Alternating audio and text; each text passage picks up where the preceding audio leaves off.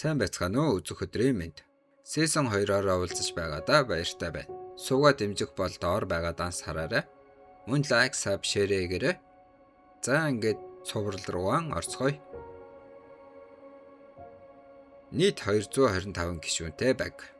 Арын салааны дайралтынхан алсын зайн довтлогоо хариуцна. Арын салааны дэмжигчид эмчилгээ, дэмжлэг, хамгаалалт өгөхөөс гадна големуудыг ажилуулах, засварлах үүрэгтэй. Арын салааны хамгаалагчид баазыг хамгаалж, арын шугамхныг хамгаална. 224 хүн болон эльфүүд нийлээд арын салаа. Харин урд шугамд ганцхан хүн бий.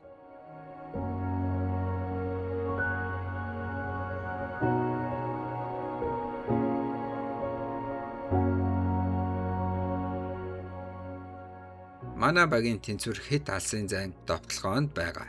Тэнэг санаа шиг сонсогдож магадгүй. Гэхдээ амжилтанд хүрэх магадлал хамгийн өндөр хувилбар нь энэ.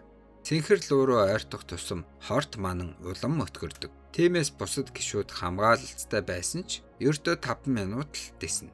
Алтан нулимс, амьдралын модны залуу мөчөр дээр Эвридсийн эд зүйл болох солирын нулимсыг холин хийсэн уусмал хүчтэй хамгаалтын энерги нь хорт нөлөөг бүрэн хаана. Үргэлжлэх хугацаа 2 минут. Нэмж хэлэхэд би луугийн хэлбэрт байх үедээ хорны эсэргүүцэл маш их нэмэгддэг. Тиймээс нуур дотор луутай бодисоор тулдаж чадах цорын ганц хүн нь би. Захилгаан хурдасгал.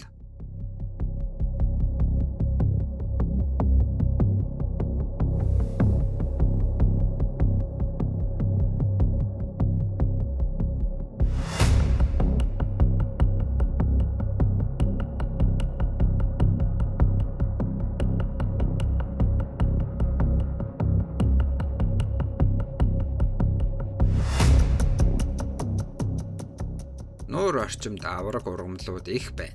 Бүгдийг нь устгахад хэд их цаг орно.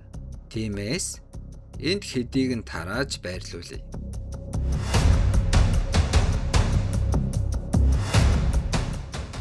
Эдгээр хөшөөн големууд 70 м орчим радиуст мана долгион цацруулдаг.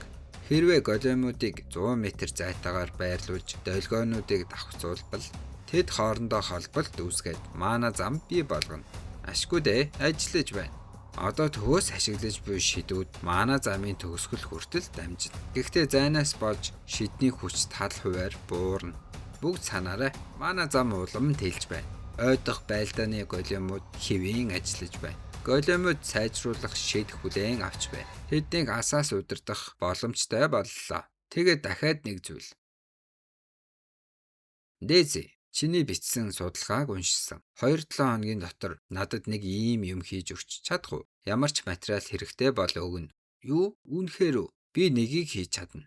Шидсний холбоо хэд үнэтэй гэд миний санааг хүлээж аваагүй. Гэхдээ би бүтээлээ бодисоор амьлуулахыг үргэлж мөрөөддөг байсан.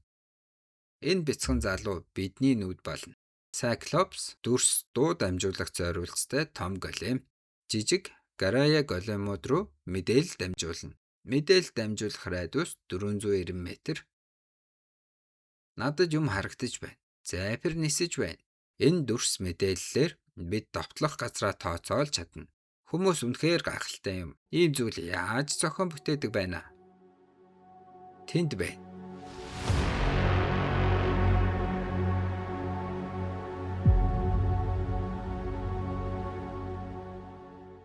Амьдралын бохирдсон нуур болон амьдралын мод тэгээд цэнхэр луу. Гэхдээ энэ 3 жилийн өмнөхөөс огт өөр байна. Өмнө нь бид хагас милийн дотор ойртоход луугийн архирах дуу сонсогддог байсан. Харин одоо ямар ч чимээ алга. Дашрамд гэж хэлэхэд ээлбүүдээ. Та нарт энэ хачин санагдахгүй байна уу? Луунууд бол өөрийн газар оронтой мангасууд. Асар том бүсийг захирдаг. Ийм хэмжээний лууны хувьд бүхэл бүтэн эльфийн их унтлагын өрөөнөөс нь ч жижиг байх. Тэгвэл надад хэлдэ, яагаад та нар луугийн нутаг дэвсгэрт амьд үлдэж чадсан юм бэ? Бид амьд гарах гэж л улаарсаар энэ талаар хизээж бодож байгаагүй. Би хизээж төсөөлөөгүй. Цэнхэр луу нуурт ирсний шалтгаан нь энэ гэж.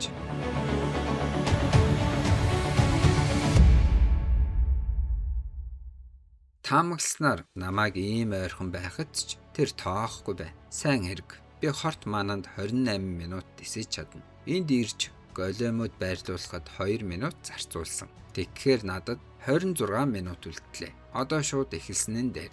Хар лууны гинж. Зайпрын хайрсаар хийсэн гинж.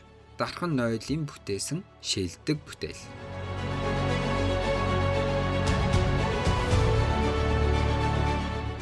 Үнэн дээр цэнхэр луу бол хортой луу биш.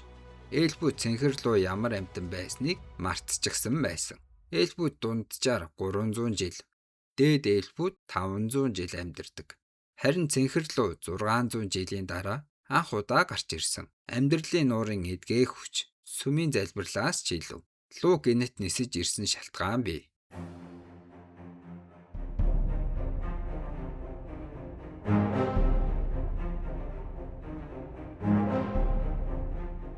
Луу зайпрыг эзчихсэн үү? Үгүй. Хүй хараач. Учир нь цэнхэр луу өвчтэй байгаа. Тэр жүтгэрийн хороор хордоод өвхөж байна. Тиймээс л амьдралын нуурт өөрийгөө эдгэхээр ирсэн юм. Гэхдээ жүтгэрийн хор бүрэн сармагжаагүй. Одоо ч түүнийг дотроос нь эзээр байна. Тиймээс би эхлээд энэ лууг барихаар шийдсэн. Учир нь энэ бол яг одоо миний ялж чадах цорын ганц луу. За, ирүүгэн сайн боочихлоо. Одоо загас барих цаг. Хилний шившлэг дээшээ тат. Цэнхэр луу үнэндээ хортой луу биш. Тэр жүтгэрийн хороор хордоод өөрийгөө эдгэхийн тулд амьдралын нуурт хэвтэж байгаа юм. Тиймээс би түүнийг нуураас чирж гаргаад тулалдана. Ингэснээр хор биеэр нь илүү хурдан тархана. Мөн өөрийгөө эдгэж чадахгүй.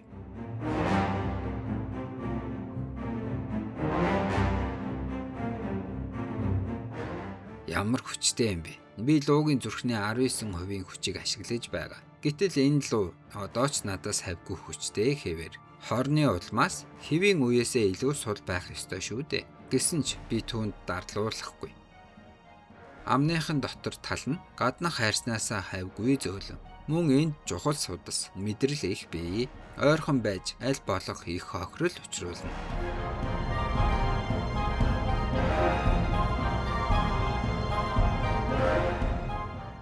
Энэ дуу луугийн амьсгал. Би цэнхэр дөлийг санаж байна. Манай ойг шатаасан тэр гал. Бүгд чадвараа бил. Зүгээрээ зайпар зүгээр байгаа. Бүгд үүнийг анзаарсангүй. Луу хорны өвдөлтөөс болж бараг солиорсон байлаа. Гэхдээ амандаа ямар нэг зүйл дутуу байгааг мэдэрсэн. Галын амьсгаагаа хүлээхийн яг өмнө амных нь хажуугийн арсанд үл яйлаг өвдөлт өгсөн. Тэгээд аманд нь байх ёстой олз алга болсон байв.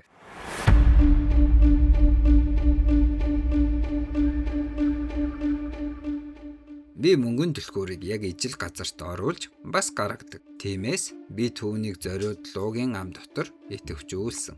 Луу галын амьсгаагаа хүлээж дуусахад буцаад гарч ирнэ. Тэгээд довтлох боломж гарна. Захилгаан алга. Дахиад амьсгал ирж байна.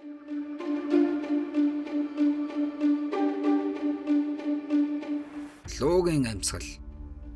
Би амьсгалынхан уутыг нь хагалчихлаа. Ийм гайхалтай эдгэх чадвартай байсан ч дараагийн 10 минут амьсгалаа ашиглаж чадахгүй. Одоо нүглийн өрөс хөлд.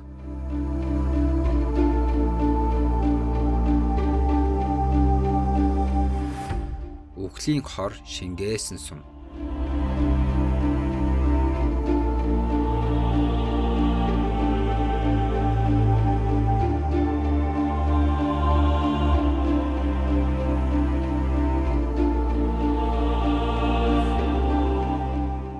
Вау! Гайхалтай байлаа. Яг голд нь. Сайн байна Дарил. Үнэхээр сайн харавлаа. Сум яг онлоо. Чиний сул байгаа хоёр дахь шалтгаан. Тулааны дуршлаг дутмаг байгаад юм. Танай эльфүүд жинхэнэ хүчээ сэрэх дайсантай одоо хүртэл тулалдаж үзээгүй. Ямар инээдтэй хүн бэ? Дарил тэр чамаас хамаагүй залуу шүү дээ. Луутай тулалдвал яг юу өөрчлөгдөх юм? Жинхэнэ хүчийг чинь сэрэх дайсан гинүү? Гэхдээ цэнхэрлөө 3 жилийн өмнө бидний аль хэдийн ялсан шүү дээ. Дахиж оролдож үзэх ямар хэрэг байна? Удахгүй ойлгох байхаа. Тэр юу хэлээд байгааг яг үнэндээ би ч одоохондоо сайн ойлгохгүй байна. Тэр зөвхөн энэ дайралтын тухай яриагүй байх. Ирээдүйн тухай хэлсэн байх. Яагаад ч юм энэ нь миний амьдралын зорилготой шууд холбоотой мэт санагдаж байна. Цэнхэрлүү бол төгсгөл биш. Энэ бол бидний аяллаа нэгээхэн алхам юм шиг. Даван туулах ёстой сорилтол гэсэн үг. Тэр үргэж их болгоомжтой байдаг байсан. Хамт одлынхоо өмнө хүлээсэн хариуцлага ихийнхээ төлөөх үүргээсээ болоод. Гэхдээ одоо харин эцэст нь нэг юм хуучин эрч хүчээ эргүүлэн олж авсан бололтой. Зайпрын хүсэл тэмүүлэл чамд нөлөөлв үү? Эсвэл өөр зүйл үү Дарил? Чи манай үеийнхнээс амьдралын моцтой хамгийн хүчтэй холбоотой хүн. Чи өөрөө ч мэдлгүй дахиад зөгнөл хэлчих үү? Урдын адил. Би хаан болохгүй, Кера. Дарилийн сум хайрсагын цоолсны ачаар биеийнх нь хаа сайгүй сул цэгүүд үүссэн. Гэхдээ энэ хангалтгүй байна. Одоо хүртэл хамгийн чухал сул цэгийг олж чадаагүй байна. Ингээд болохгүй. Дотор нь нэвтэрч ороод дотроос нь дасчин огтлох хэрэгтэй. Гар хөдөлж өгөхгүй байна. Яг л хатуу зүйлд баригдчихсан юм шиг. Үгүй, ийм эрт ингэн гэж бодоогүй.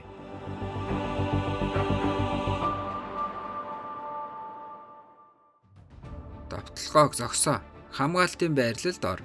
Маана замын чиглэлийг өөрчил. Юу гинэ? Үгүй бицтэй. Хамгийн чухал зүйл бол эхэнд нь аль болох их хохирол өгөх. Тэгээд бас нэг юм. Големийн дэлгэцээр үүнийг хармагцаа. Маана замын нэг чиглэлтэй болго. Хөшөөн големууд чадварын хүрээг тэлдэг маана зам үүсгдэг. 4 талын шидэд тойрог маана долгион үүсгэнэ. Хэрвээ дөрвөлнгийн нэвтвчүүлбэл чадвар 2 чиглэлд дамжиж хүчний алдагдал бага. Гэхдээ сул тал бий. Дайсны давталгаач мөн адил маана замаар дамжиж ирэх аюултай. Хэрвээ нэг талыг унтраавал дайсны давталгаа дамжихгүй. Аюул багасна. Гэхдээ манай талын чадварын хүч бас сулрна. Манай хамгийн их хохирол учруулах боломж энд дууслаа. Гэрлийн бамбай. Яг одоо байдал аюултай болно. Баруун талын шидэд тойргууд унтарлаа. Маана замын чиглэл өөрчлөгдлөө. 5, 4, 3. Анхаарах ёстой нэг чухал мөч бий. Усны гадарг ямар ч шалтгаангүй генет давлгаалж эхлээд би генет нэг санамсаргүй чиглэлд шидэгдэн нисэх үе. Тэр нь луу өөрийн онцгой чадварыг ашиглаж эхэлснийг илтгэнэ. Цэнхэр луугийн онцгой шинж чанар бол телекнис. Гар болон биеэрээ хүрлэхгүйгээр юмсыг хөдөлгөх чадвар. Бараг хязгааргүй манаатай луу ийм чадвартай байвал юу болохыг мэдхүү. Сүйрэл, орилон, бас зөвхөрөл.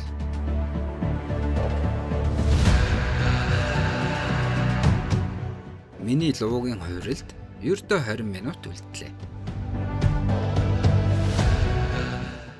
Энд нэг асуулт байна. Хэрвээ энэ хор цэнхэр лууг ингэтлээ судруулах чадaltaй юм бол яагаад хүмүүс эльфүүд хооронд хордоод шууд өөхөхгүй байгаа юм бэ? Магадгүй амьдралын устай холилдсон болохоор. Тийм ээ. Амьдралын усан доторх хорны учруулах гэмтлийг засна. Харин дараа нь хорыг дахин тархаана. Тийм болохоор тэд шууд өвдөггүй. Гэхдээ аимшигтай өвдөлт мэдэрч зовдөг. Цэнхэр лууч ялгаагүй. Өвдөлтөөс болоод ухаан сарниж эхэндээ өөрийн онцгой чадварыг ашиглахгүй байх магадлал өндөр. Тийм байна. Бид лууг нуурт ирснээс хойш 3 удаа устгах гэж оролдсон. Гэхдээ тулаан бүрт түүний дайралт улам энгийн болж байсан. Бидний тоо цөөрсөн болохоор биднийг дорд үзээд байна гэж бодсон. Харин үнэндээ тийм биш байж. Одоо бол бидний боломж. Гэхдээ энэ удаан үргэлжлэхгүй. Гинтийн хүчтэй өвдөлт удалгүй түүнийг сэрээчихнэ.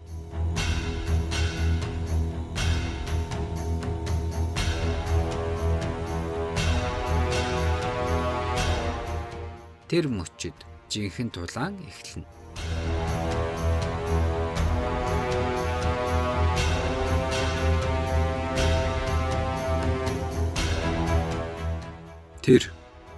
Тэр илд дахиад чи юу? Тэд хэсэг сандарсан ч арын шугам хурдан байрлалдаа орлоо. Аз болж хинч ноцтой шархадсангүй. Маана замын чиглэлийг амжиж сольсон. Ингэснээр арын шугам луугийн чадвараас аюулгүй зайгаа барьж чадлаа. Гэхдээ тэр луугийн чадварт өчүүхэн ч хүрвэл арын шугамынхан үхэн гэж тооцоолж байна. Тэр биднийг бүрэн дорд үзэж байна. Гэхдээ үүндээ би үүнийг хүлээн зөвшөөрөхөөс өөр аргагүй. Тэрний зөв. Одоогоор бидний ур чадварууд хангалттай хүчтэй биш. Лууг шууд онож байгаа дээрилээс бусдна. Тиймээс бид бүх анхаарлаа төвлөрүүлж түүнийг аль болох үр дүнтэй дэмжих хэрэгтэй. Гол асуудал нь 1 милийн зайд сум очиход улаан сорил мэт хамгийн хурдан ур чадвараарч 4 секунд хэрэгтэй. Бусад чадварууд бол 12 секунд. Тиймээс зайперлууг дор хаяж 4.5 секунд хөдөлгөөнгүй барих ёстой. Ингэж байж сум онох болно. Луу устгах дайралтад нээгцэн хаалга, удахгүй хаагдах гэж байгаа мэт санагдав. Бүгд чимээгүй хүлээж байлаа. Хин нэгэн дахин тэр хаалгыг нээхийг.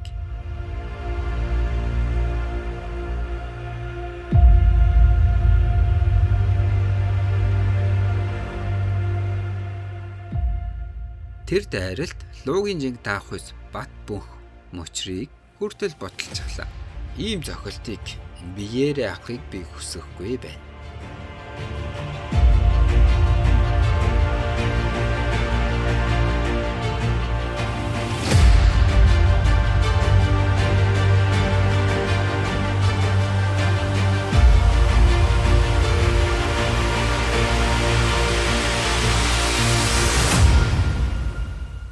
Захилгаан хурдтгал.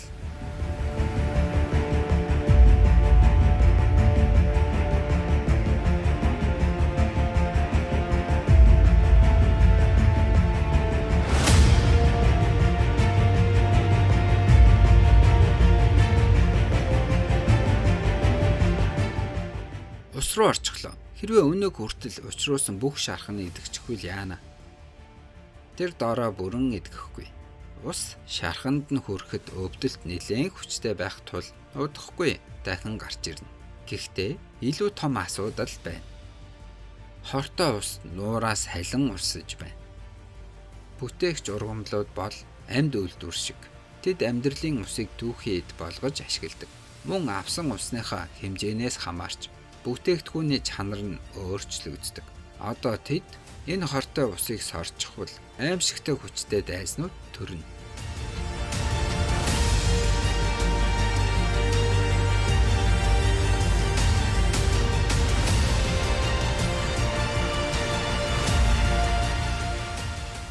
Бага соль големуудад тусалж мангасуудыг устдаг. Мангаснууд хаа сайгүй гарч ирж байна. Нуурын захад ойртуулахгүй.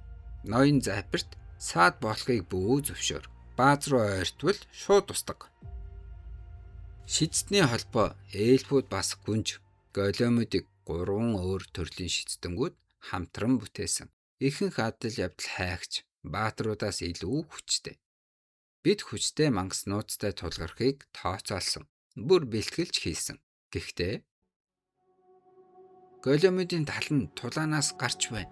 Асын удирдлага ажиллахгүй байна. Хаашаа яваад байна? Эхэлчихлээ. Тэд миний бодож байгаа газар руу яаж байгаа юм биш үү?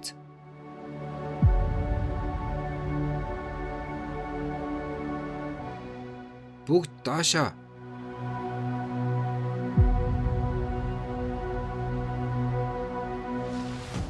Биднийг олчихлоо.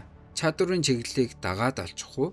Дайрал давталгааг зогсоож сарниулсан Аз боллоо. Эс тэгвээс бид тэр дайралт хийсэн мангас хагас мөлийн зайд байна. Бүгдээрээ бэлдээрээ. Тэр мангас магадгүй газар доорх агуйн боостой энэ зэрэгцэх төвшнийх бололтой.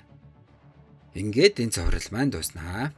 Та бүхэн таалагдсан гэж найдаж байна. Удахгүй дараагийн ангиараа уулзъя. Мөн сугаал дэмжээ танд явуулаарай. За тэгээд see ya.